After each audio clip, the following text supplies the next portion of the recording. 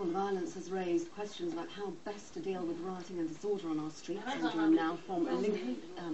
We've just spoken to Patrick Mercer. I'm now joined by Darcus Howe, who is a writer and broadcaster. And we can speak to him now. And Marcus Dow is in Croydon. Marcus Dow, are you shocked by what you've seen there last night? No, not at all. I have been living in London for 50 years. There are so many different moods and moments. But what I was certain about, listening to my grandson and my son, is that something very, very serious was going to take place in this country. Our political leaders had no idea.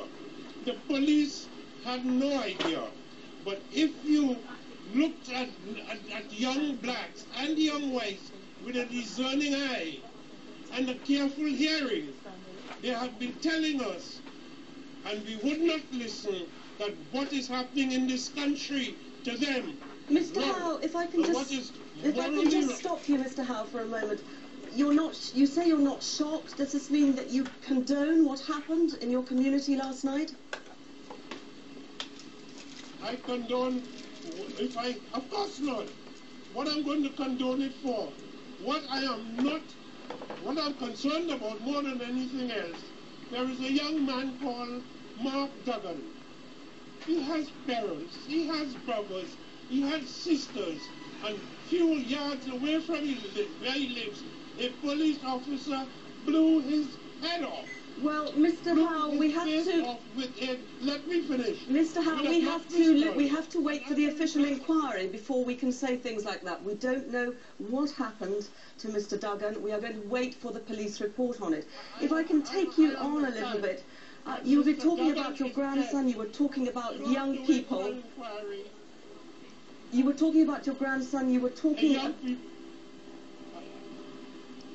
They have been stopping and searching young blacks for no reason at all. I have a grandson, he's an angel, and he began to think he was coming of age when the police slapped him up against the wall and searched him, and he thought he had now had a gold star. I asked him the other day, apropos of a sense that something was going seriously wrong in this country. I said, how many times have the police searched you? He said, Papa, I can't count. There's so many times. Mr. Howe, that may well have happened, and if you say it did, I am not to gainsay you. But that is not an excuse to go out rioting and cause the sort of damage that we have been seeing over the last few days. Where were you in 1981 in Brixton? Mr. I don't call it rioting, I call it an insurrection of the masses of the people.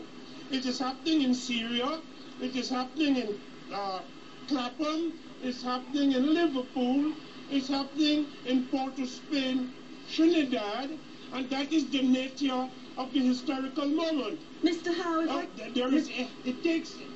Mr. Howe, if I can just ask you, you are not a stranger to riots yourself, I understand, are you?